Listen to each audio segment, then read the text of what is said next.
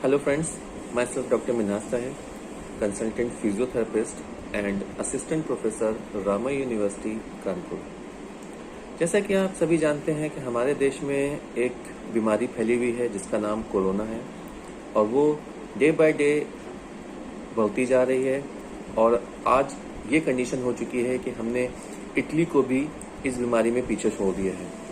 जैसा कि आप सभी को शायद पता हो कि आज हमारे देश में 2,35,000 के आसपास कोरोना पॉजिटिव केसेस हो चुके हैं और जिसमें से 7,000 लोगों की मौत हो चुकी है।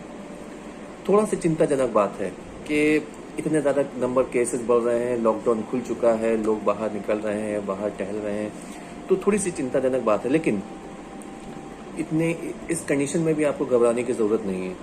जैसे मैं आपको बता दूं कि 80% जो भारत की जनता है वो नियर अबाउट 26 के आसपास है, उनकी जो एज है 26 के आसपास है और 60 से नीचे है।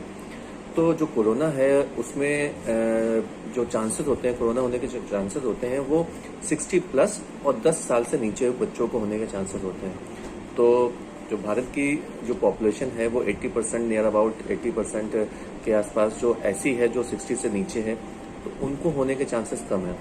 तो हमें कुछ सावधानी बरतनी होगी, जैसे कि गवर्नमेंट ऑफ इंडिया ने बताया है कि हमें कहीं भी बाहर निकलना है तो मास्क पहनना है। मास्क पहनने का जो एक क्राइटेरिया आया है कि हमें कहीं भी जाना है मास्क पहन के जाना है।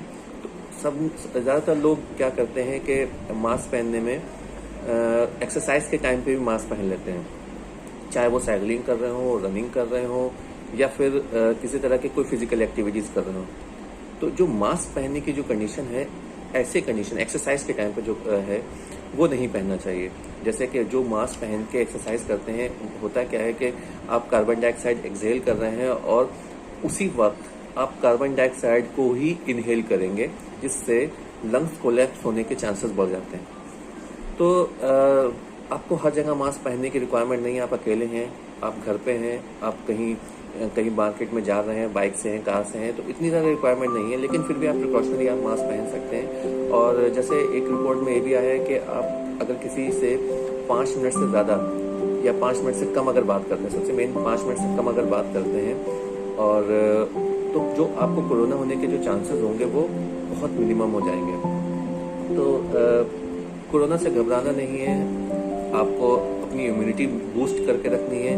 आप कभी भी कहीं भी जाएं, खाली पेट नहीं जाएं। और सबसे मेन आपको अगर आप ले सकते हैं तो विटामिन सी और विटामिन डी। विटामिन डी में अभी नई रिसर्च आई है कि विटामिन डी अगर आप रेगुलर बेसिस पे लेते हैं तो आपको कोरोना होने के चांसेस बहुत कम हो जाएंगे। और vitamin D acute respiratory infection को भी कम कर देता है, बहुत हद तक कम कर देता है। तो ये अगर विटामिन्स लेते हैं और आपकी जो न्यूट्रिशन है वो प्रॉपर वे में जाएगा तो आपको कोरोना होने के चांसेस बहुत बहुत कम हो जाएंगे। इस पेंडेमिक बीमारी को ख़त्म करने के लिए हमारे देश में लगभग 3 महीने से लॉकडाउन चल रहा है और ज़्यादातर लोग अपने घरों में ही हैं और जो ऑफिशियल वर्क है, जो भी वर्क है वो घर से ही हो रहे हैं। और इस घर से होने की वजह से और या कह सकते हैं इनएक्टिविटी की वजह से लोगों के अंदर कुछ मस्कुलर डिसऑर्डर भी डेवलप हो चुके हैं और जो जिनको शुगर है उनका शुगर लेवल बढ़ रहा है और बहुत सारी ऐसी बीमारी जिनको शुगर होने की वजह से, जैसे फ्रोजन शोल्डर होने के चांसेस बढ़ रहे हैं और मतलब सर्वाइकल स्पॉन्डिलाइटिस होने के चांसेस बढ़ रहे हैं।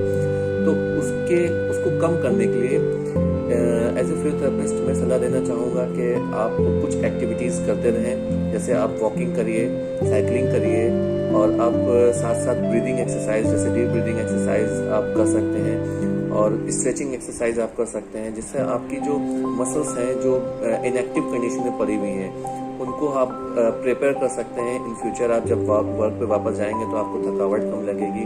आपकी जो घर पे बैठे बैठे आपको मोबाइल और लैपटॉप चलाने से सर्वाइकल स्पॉन्डिलाइटिस है उनको, उसकी वजह से जो प्रॉब्लम क्रिएट हो रही है वो आपको कम हो जाएगी। तो आपको कोरोना को हराना है और हमारे देश को जिताना है। इसके लिए ये 3 अहम बातें हमेशा याद रखना होगा कि आपको एक्सरसाइज करना है, अपने लंग्स को स्ट्रॉन्ग करना है, आपको मास्क पहनना है और आपकी अपनी इम्यूनिटी को स्ट्रॉन्ग करना है। अगर ये सारी चीज़ें आप करते हैं तो आपको जो कोरोना होने के जो चांसेस हैं वो बहुत बहुत कम हो जाएंगे और आप जीतेंगे तो हमारा देश जीतेगा। Thank you so much.